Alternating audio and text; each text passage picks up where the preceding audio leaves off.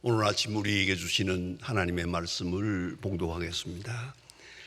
신약 성경 야고보서 1장 2절로 4절 말씀입니다. 신약 성경 371면입니다. 야고보서 1장 2절로 4절까지 봉독하게 됩니다. 이 계시의 말씀을 봉독할 때 다 함께 하나님의 음성을 친히 들으실 수 있기를 바랍니다. 내 형제들아, 너희가 여러 가지 시험을 당하거든 온전히 기쁘게 여기라. 이는 너의 믿음의 시련이 인내를 만들어내는 줄 너희가 알미라. 인내를 온전히 이루라. 이는 너희로 온전하고 구비하여 조금도 부족함이 없게 하려 함이라. 아멘. 어느 긴 겨울이 지나고 따뜻한 봄날이 됐을 때 어떤 농촌의 할아버지가 손자를 불렀습니다. 얘야, 도끼 자루를 우리 찍으러 가자 하고 말했습니다. 도끼의 자루가 상했는데 새로운 도끼 자루를 마련해야 되겠다. 그래서 손자의 손을 잡고 산을 올라가게 됩니다. 올라가는 중턱에 아주 예쁘게 곱게 자란 아주 도끼자루 쓸만한 나무가 이렇게 있는 걸 보고, 할아버지, 저거 잘라서 도끼자루를 하면 되겠습니다. 그러니까 할아버지가 아니다. 조금 더 나가다가 아주 잘생긴 나무가 있는데 저거면 되겠습니다. 아니다. 그리고 높은 산에까지 올라갔습니다. 그리고 그 위에 있는 나무 하나를 딱 지적해서 저걸 잘라야겠다. 저걸 비해서 도끼자루를 만들어야겠다. 할아버지, 아까 저 산 밑에서 본 거나 지금 이거나 마찬가지인데 어째서 그건 안 되고 이걸 해야 됩니까? 할아버지가 진리를 말했습니다. 저렇게 산 밑에서 편하게 자란 나무는 힘이 없어. 이렇게 산 꼭대기에서 비바람을 많이 맞은 나무래야 도끼자루가 되느니라. 여러분, 나무라고 같은 나무가 아닙니다. 얼마나 비바람을 많이 견뎠느냐에 따라서 단단한 나무가 되기도 하고 푸석푸석한 그런 땔감밖에 안 되는 나무도 될 수 있습니다. 나무라고 같은 나무가 아닙니다. 결국은 얼마나 시련을 많이 겪었느냐에 따라서 값비싼 나무가 된다. 단단한 나무가 된다. 그 이치를 잊어서는 안 됩니다. 우리는 늘 평안하기를 바랍니다. 안일하고 형통하기를 바랍니다. 무사태평하기를 바랍니다. 아니, 미안합니다. 항상 건강하기를 바랍니다만은 우리가 원하는 대로 되지 않고 때때로 어려운 일들이 많이 있습니다. 원치 않은 시험이 우리 앞에 많이 있습니다. 특별히 본문에서 귀한 해답을 줍니다. 야고보서를 볼 때마다 생각합니다. 야고보가 누구냐? 예수님의 동생입니다. 예수님의 친동생. 그거 예수 12제자 중에 하나가 아닙니다. 그런데 예수님 부활하신 다음에 그는 예루살렘 교회의 일대 감독이 됩니다. 그리고 모든 교회를 향해서 귀한 교훈을 하고 또한 영도하고 있는 중에 야고보서를 씁니다. 이 야고보서를 줄줄이 읽어나가려면 이걸 전문으로 연구하는 만에 의하면 40%가 예수님이 하신 말씀입니다. 예수님이 친히 하신 말씀을 야고보가 그 편지에 쓰고 있습니다. 대단히 죄송합니다만은 사도 바울은 그렇게 귀한 말씀을 많이 썼지만은 주는 것이 받는 것보다 낫다 하는 말 한마디 외에는 예수의 말씀을 인용하지 못합니다. 예수님의 말씀을 직접 들은 자가 아니기 때문입니다. 요한, 베드로 다 소중합니다만은 야고보는 예수님의 12제자 중에 하나가 아닙니다만은 예수님의 말씀을 잘 듣고 귀담아 듣고 깊이 들었다가 그의 편지 속에서 예수님의 말씀을 계속 인용하고 있습니다. 그래서 오늘 본 말씀에도 보면 1절에 첫 인사가 나오고 2절부터 말씀합니다. 내 형제들아 너희가 여러 가지 시험을 만나거든 온전히 기쁘게 여기라. 이렇게 당당하게 귀한 메시지를 우리에게 주고 있습니다. 오늘 본문에 특별히 귀한 것은 시험이라는 말이 있고 시련이라는 말이 있어요. 시험과 시련, 페라스모이스 시험이에요. 그리고 도키미온이라 이거는 시련입니다. 영어로 말하면 시험은 템프테이션 이게 시험이고 트라이얼 이건 시련입니다. 이 두 가지 개념이 확실하게 오늘 짧은 본문 속에 정리되어 있습니다. 시험이라는 건 뭐냐? 이건 나와의 관계된 게 아닙니다. 객관적으로 시험이 다가옵니다. 내가 원치 않는 어려운 시험이 다가옵니다. 마치 예수님이 시험 당하신 것처럼 그가 광야에 나가서 40일 금식 기도를 했을 때 사탄이 와서 시험을 합니다. 돌로 떡을 만들어 먹으라. 성전에서 뛰어내리라. 내 앞에서 절을 하라. 여러 가지로 사탄이 시험을 합니다. 이건 시험입니다. 객관적으로 밖에서 주어지는 것입니다. 그러나 예수님 하신 바대로 하나님 말씀으로 잘 이겼습니다. 이 시험을 이기고 나니까 마지막에 천사가 수종드니라 라고 되어 있습니다. 마귀는 떠나고 천사가 수종드니라. 얼마나 아름다운 결과입니까? 그 시험입니다. 시험. 그러나 시련이라고 하는 것은 우리 안에 있는 겁니다. 우리 주관적인 겁니다. 우리가 욕심이 없으면 시험 없습니다. 시련이 없습니다. 우리가 다 아는 모든 시련이라는 것은 알고 보면 우리 자신 속에 있습니다. 그 원인이 있고 그 근본이 있다는 것을 잊지 말아야 합니다. 그래서 시련, 그것은 믿음에 대한 것입니다. 그래 오늘 본문에 분명히 말하기를 믿음의 시련이 그랬습니다. 믿음의 시련이 그냥 시험이 아닙니다.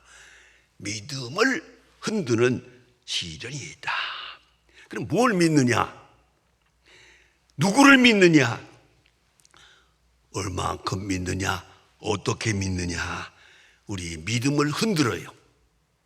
믿음을 정리해서 우리의 믿음을 순수하게 한단 말입니다. 강하게 하기도 하고 깨끗하게 하기도 하고 능력 있게 합니다. 그게 바로 시련입니다. 시련. 이거는 필요한 것입니다. 그런데 우리는 종종 이 시련마저 없었으면 합니다. 없기를 바랍니다. 아니, 없기를 위해서 기도합니다. 그러나 아니요. 기도하면 할수록 시련은 더 있습니다. 더 확실하게 있습니다. 시련을 통해서 우리를 순수하게 하고 강하게 하고 온전하게 합니다. 여러분, 한국 교회사를 연구해 보면 우리가 기독교를 처음으로 영접했을 때 교회가 많이 부흥됐어요. 더구나 일본이 개화되고 있을 때 우리 개화에 좀 늦었거든요. 개화 문명을 바라는 마음도 있고 해서 교회가 많이 부흥됐어요. 그런데 웬일입니까? 신사 참배 문제가 생겼어요. 그래가지고 신사 앞에 가서 절을 하면 무사하고 절 못하겠다 그러면 감옥에 들어가고 죽기도 하고 고생을 했어요. 신사 참배 문제로 인해서 우리 교회가 통계적으로 5만 명, 순수한 기독교인이 5만 명이 죽었어요. 엄청난 사건이죠. 신사 참배 문제로. 그로 인해서 많은 사람들이 개인적으로나 교회적으로나 얼마나 어려운 시련이었는지 모릅니다. 이게 큰 시련이에요. 그러나 이 시련에 대해서 백낙준 박사가 써놓은 히스토리 오브 코리안 처치라고 하는 유명한 논문에서 예일대학에서 써놓은 논문입니다. 그러니까 제가 미국에서 읽어보고 깜짝 놀랐습니다. 그 옛날에 그 어른이 여기까지 생각할 수 있었다. 그 총명에 대해서 놀라고 존경했던 그런 일이 있습니다. 그는 이렇게 쓰고 있습니다. 한국 교회가 기독교를 받아들였다. 그러나 처음에 받아들일 때는 열심히 믿고 많은 사람들이 교회에 나오는 것 같으나 두 종류가 있었다. 하나는 개화교인, 하나는 기독교인. 개화교인이 뭐예요? 기독교라는 이름으로 서양 문명을 받아들이는 거예요. 서양 문화를 받아들여서 우리나라를 부강하게 해서 일본을 대항해 보겠다 하는 그런 생각에서 서양 문화를 받아들이는 그 통로로, 그 방법으로 기독교를 받아들인 거예요. 그러니까 교회마다 많이 부흥돼요. 젊은이가 많고 왕성했어요. 그러다가 신사참배 문제가 생겨가지고 핍박이 생기니까 쏙 빠져나가세요. 그래서 백낙준 박사는 이렇게 기록하고 있어요. 한국 교회가 부흥된 것 같이 보였으나 그게 그렇지 않았다. 순수하지 못했다. 그래서 신사참배 문제로 인하여 개화교인은 다 물러가고 기독교인만 남았다. 순수한 기독교인이 생기니까, 퓨리파이 되니까 그때 교회가 부흥되더라. 그 부흥이 참으로 한국 교회의 뿌리가 된 것이다. 이렇게 기록하고 있습니다. 사실이에요. 우리가 이 모양 저 모양으로 교회 나올 수도 있고 신앙을 가질 수도 있어요. 그러나 시련을 통해서 정화되는 거예요.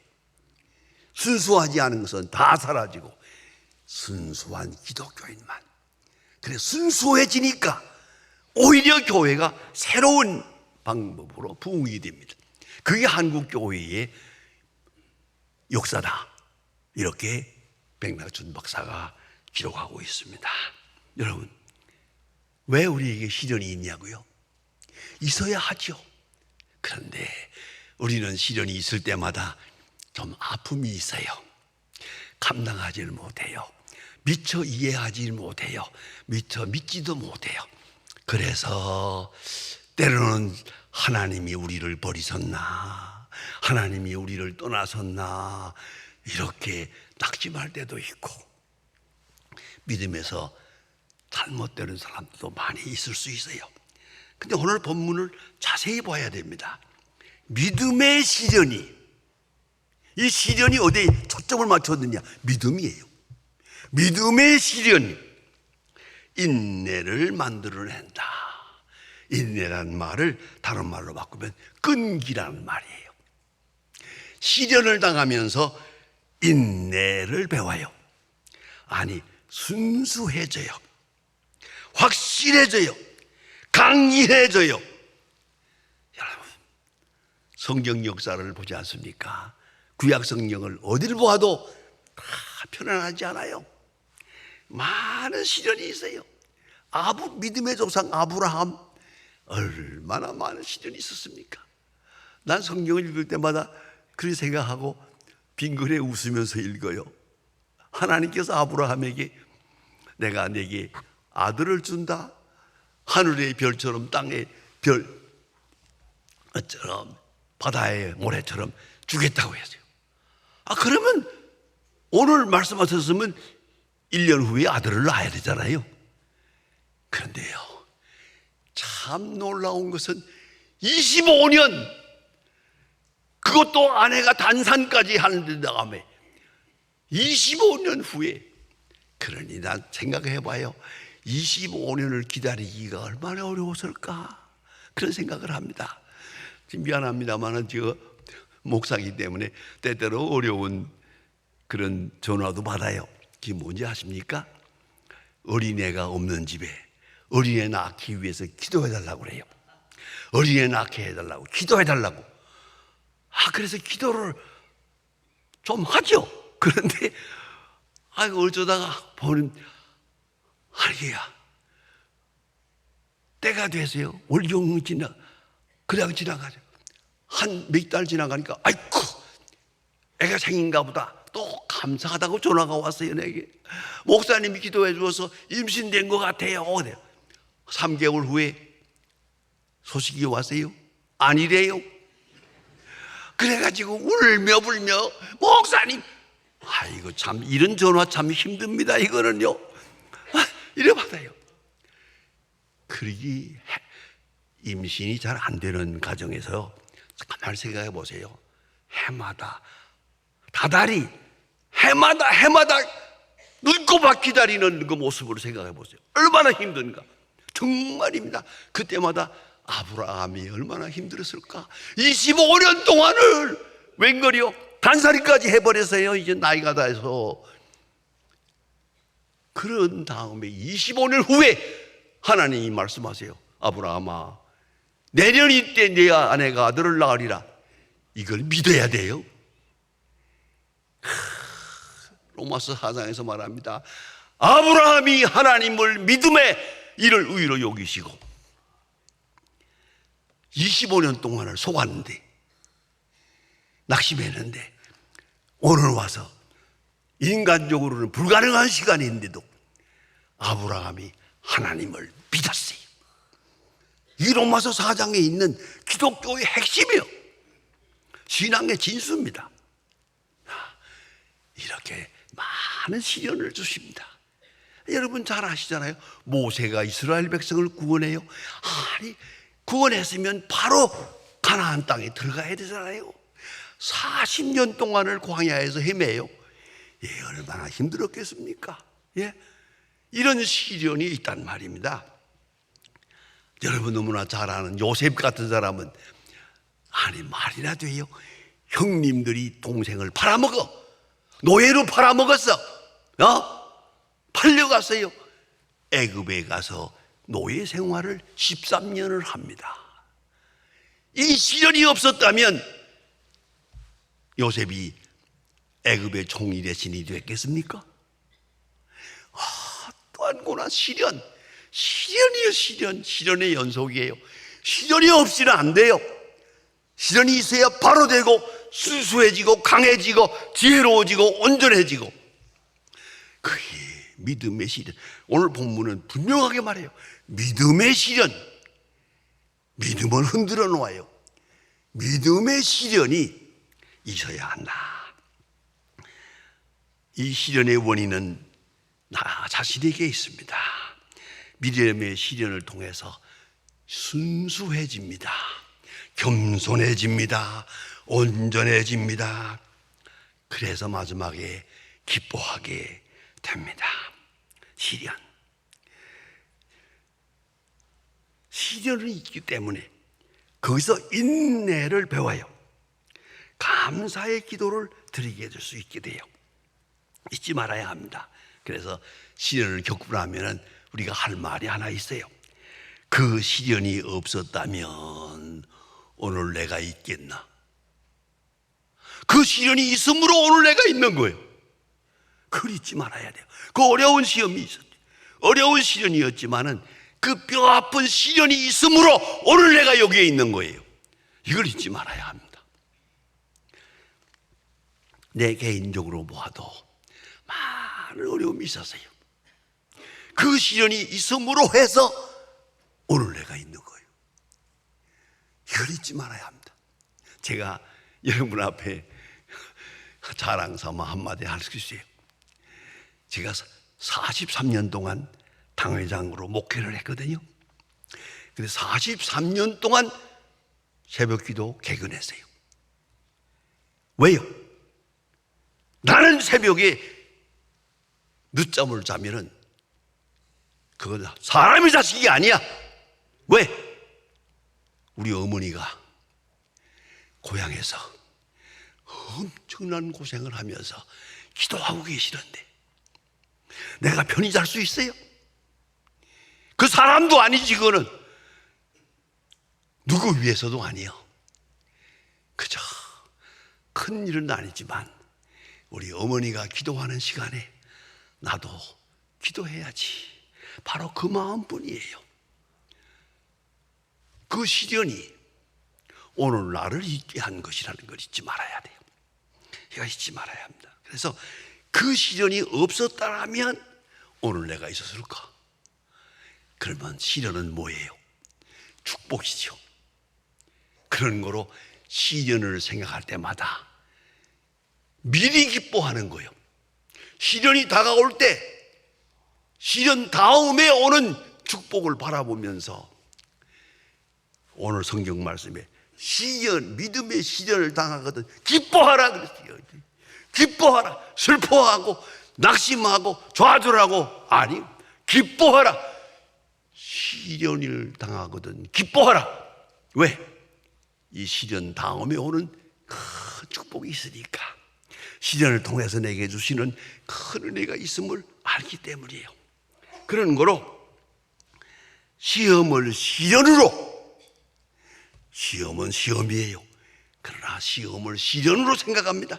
시련을 축복으로 내다보면서 시련을 복으로 받아들이며 벌써 시련을 통해서도 하나님 앞에 감사하고 기뻐하고 그것입니다. 구약 성경에 보면 다니엘이라는 사람이 있어요. 모처럼 포로 생활을 하는 동안에도 하나님의 축복으로 큰 지위를 얻었어요. 그러나 그가 느부갓네살 왕의 신상 앞에 절을 하지 아니하면 사자굴에 집어넣는다. 이런 법령을 만들었어요. 이건 말도 안 되는 거죠. 이 어려운 고난과 시련을 닿습니다. 내가 우상 앞에 절을 하지 아니하면 사자굴에 들어가서 찢겨 죽으리라는 것을 알고 있어요. 그러나 다 알고도 집에 돌아와서 예루살렘 쪽을 향한 창문을 열어놓고 하나님 앞에 감사의 기도를 했다. 다니엘은 시련 다음에 있는 축복을 바라보면서 감사의 기도를 했어요. 그것이 진정한 신앙인의 모습이에요. 시련을 당할 때 낙심하고 좌절하고 의심하고 아니, 시련이 오면 올수록, 시련이 크면 클수록 이 다음에 있는 축복, 이것을 통해 주시는 축복을 바라보면서 여러 가지 시험을 만나거든 온전히 기쁘게 여기라. 온전히 기쁘게 여기라. 얼마나 귀중한 말씀입니까?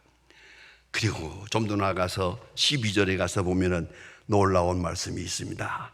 시험을 참는 자는 복이 있나니 이는 시련을 견뎌낸 자가 주께서 자기를 사랑하는 자들에게 약속하신 생명의 면류관을 얻기 때문이다.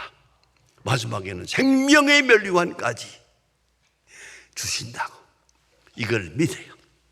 그런 거로 옳다 인정함을 받는 것. 시험을 당할 때마다 옳다 인정함을 받는, 그러면 생명의 면류관을 얻게 된다. 그래서 이 시련을 통해서 주시는 하나님의 축복을 생각하며 먼저 기뻐하며, 오늘 성경은 말합니다. 온전히 기쁘게 여기라. 놀라운 말씀입니다. 기도하십시다. 하나님 아버지, 오늘도 우리가 개인적으로나 국가적으로나 가정적으로나 여러 가지 어려운 시련을 겪고 있습니다. 때로는 왜 이런 일이 있어야 하는지를 모릅니다. 그러나 믿음의 시련임을 알고 잘 참고 견뎌서 약속하신 축복과 약속하신 면류관을 받을 수 있는 하나님의 사람들 되게 하여 주시옵소서. 믿음 위에 믿음을 더하시고 날마다 승리하는 하나님의 사람들로 살게 하옵소서. 예수님의 이름으로 기도합니다.